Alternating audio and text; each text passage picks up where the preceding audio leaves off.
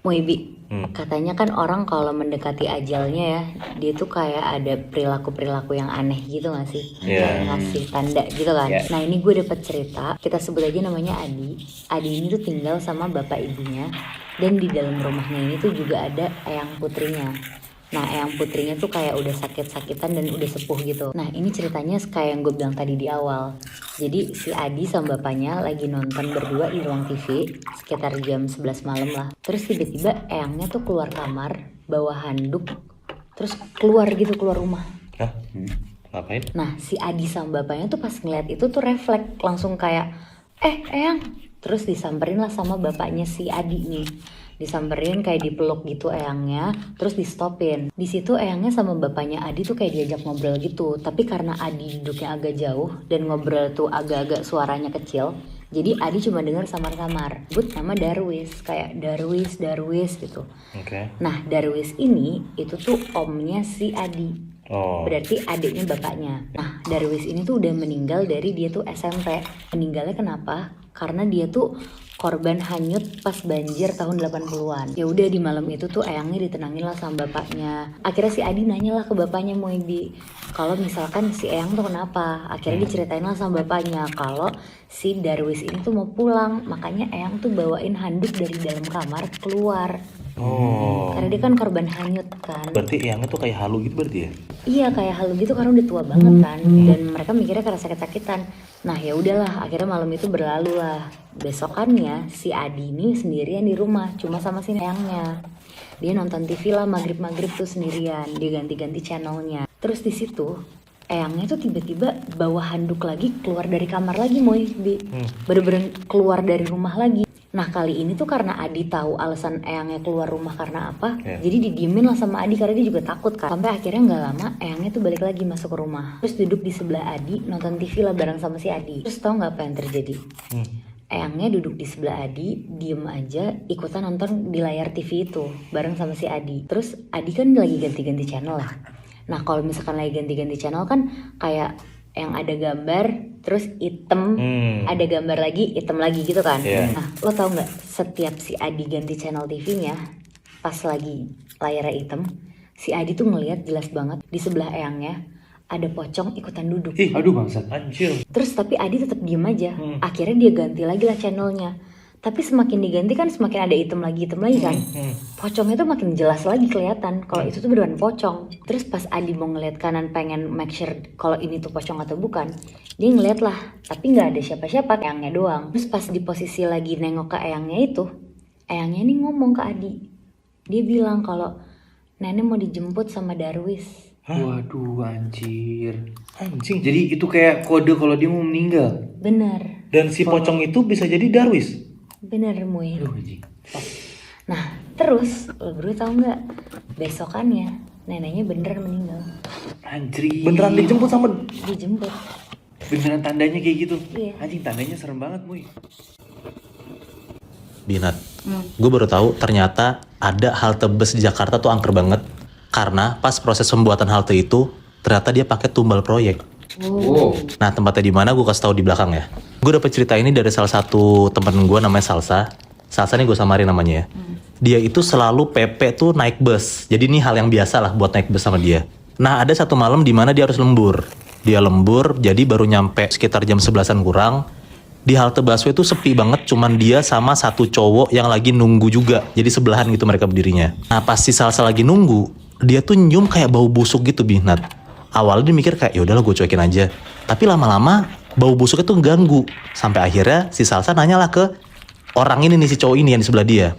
Dia nanya kayak, Mas, maaf mas, nyium baunya juga gak ya? Nah masnya bilang kayak gini, oh enggak kok mbak, gak nyium apa-apa, tapi mungkin itu baunya tumbal proyek sini. Nah Salsa bingung kayak, maksudnya gimana? Nah akhirnya dikasih tau lah sama si cowok ini kalau proses pembuatan halte ini itu tuh pakai tumbal proyek dan bisa jadi bau bangkainya itu, bau busuknya itu ya, asal dari si tumbal itu. Wow. Salsa tuh nggak mau ngerespon karena dia takut parno. Jadi dia iya aja lah. Gak gitu lama akhirnya si busnya itu datang, si Salsa naik dan ternyata si cowok ini tuh nggak ikut naik. Salsa masuk bus, dia balikin badannya, dia ngeliat si cowok yang berdiri di sebelah dia ini lagi ngelambain tangan ke dia, Terus nggak gitu lama si sosok cowok ini itu tuh lompat ke peron bawah bus itu. Kebayangan lo? Jalurnya itu. Iya. Wow. Nah Salsa ngeliatnya panik banget lah, dia teriak sampai satu bus itu tuh kaget ngelihatnya. Dan ternyata pas di perjalanan akhirnya si Salsa tuh diceritain sama si supir bus ini. Ternyata emang kata si cowok itu benar. Kalau si halte ini itu tuh dibuatnya pakai tumbal proyek.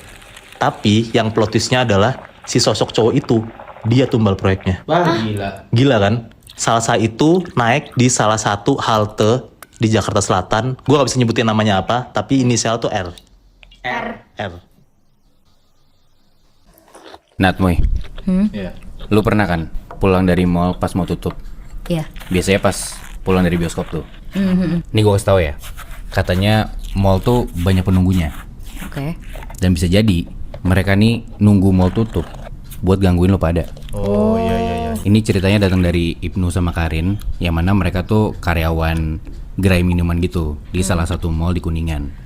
Nah ini kondisinya tuh udah tutup mallnya, toko di kanan kiri mereka juga udah pada tutup. Jadi udah rada-rada gelap dan sepi banget lah keadaannya di situ. Iya. Oke. Nah karena sunyi kayak gitu, si Ibnu nih iseng, dia teriak-teriak buat manggil kuntilanak merah. Oh. Yang mana katanya kuntilanak merah ini tuh penunggu di mall itu. Teriak-teriak segala macem, ya Karin jadi takut kan. Nah pas mereka mau pulang nih, mereka turun dari eskalator yang udah mati itu. Pas udah sampai bawah, mereka ngerasa kayak ada yang ngeliatin mereka dari belakang. Pas dilihat ke atas gitu tuh, di ujung eskalator ada cewek pakai gaun merah. Wah gila. Datang beneran. Itu dia, larilah tuh mereka berdua ketakutan, bahkan sampai rada-rada jatuh gitu. Nah sampai ke parkiran nih, mereka berdua, si Ibnu udah ngos-ngosan banget. Ya dia minta maaf lah sama Karin, karena ya mereka berdua habis ngalamin hal buruk kan. Cuman Ibnu udah minta maaf kayak gitu, Karin ini diem aja, gak ngerespon sama sekali. Pas Ibnu ngeliat ke samping, dia tuh ngeliat si Karin ini lagi berdiri, bengong, tatapannya kosong aja itu ke depan. Ya Ibnu bingung dong, ini kenapa nih temen gua? Ditanya-tanya, tepuk-tepuk sampai digoyang-goyang nih Karin, gak ngerespon apa-apa. Tapi tiba-tiba si Karin nengok ke arah Ibnu, terus langsung nyengkrem pundaknya Ibnu dan melotot kayak orang kesurupan gitu. Anjir. Senyum, terus bilang, kamu ngapain nyariin saya? Gila. Berarti kesurupan si kuntilanak merah itu dong? Itu dia, Moy. Parah kan? Bihnat, menurut gua hati-hati buat lo nih yang suka mesen makanan via online ya, tengah malam. Karena bisa jadi pas lo keluar rumah buat ngambil makanan itu ada kejadian horor yang nimpa lo. Karena ada satu orang namanya Gibran, dia itu tuh tengah malam begadang. Nah pas lagi begadang tuh dia lapar lah, akhirnya dia pesen tuh makanan via ojek online. Nah nggak gitu lama pas tengah malam itu akhirnya ojolnya datang dan ya Gibran keluar dong buat ngambil makanannya. Pas Gibran keluar rumah buat ngambil makanannya, abang ojol ini kayak tingkahnya tuh kayak ketakutan gitu lebih Nat. Dia tuh cuman kayak ngasih makanannya doang terus cabut. Nah ngeliat kayak gitu si Gibran gedek lah, kayak lo kok nggak sopan banget ya gitu. Iya. Akhirnya pas masuk rumah Gibran tuh langsung lah pengen banget ngasih bintang 1 ke abang ojolnya. Pas banget dia mau ngasih bintang 1 ke abang ojolnya, dia ngeliat ternyata abang ojol tuh ngechat dia. Dia bacalah, ternyata abang ojol tuh bilang dia itu takut karena waktu pas Gibran keluar ngambil makanan, neneknya Gibran itu ikutan dan melototin si abang ojolnya. Oke. Nah ngebaca kayak gitu Gibran tuh panik banget Bihnat. Alasannya karena di rumah itu gak ada neneknya Gibran dan Gibran itu cuman keluar ngambil makanan tuh sendiri. Wow. Ngebaca kayak gitu takutlah dia kan. Dia nggak nyentuh makanannya, dia langsung masuk ke kamar lah. Pas dia masuk kamar, dia tuh denger Bihnat kayak ada suara langkah kaki. Tapi asalnya bukan dari depan kamar, bukan dari luar rumah, tapi dari atas plafon kamarnya dia. Kayak di atap-atapnya gitu loh. Langsung merem tuh dia. Gak gitu lama, pas Gibran merem tuh, akhirnya Gibran tuh udah nggak denger ada suara langkah kaki dari plafonnya. Dia ngerasa kayak, oh yaudah aman dong. Melek lah nih Gibran. Pas Gibran melek, Gibran tuh lihat Bihnat di langit-langit kamarnya dia ada nenek-nenek ngegantung gitu. Jadi kayak kakinya di atas, kepalanya di bawah, lagi melototin Gibran. Gila. Dan itu kayaknya tuh sosok nenek yang dilihat sama abang ojol yang tadi.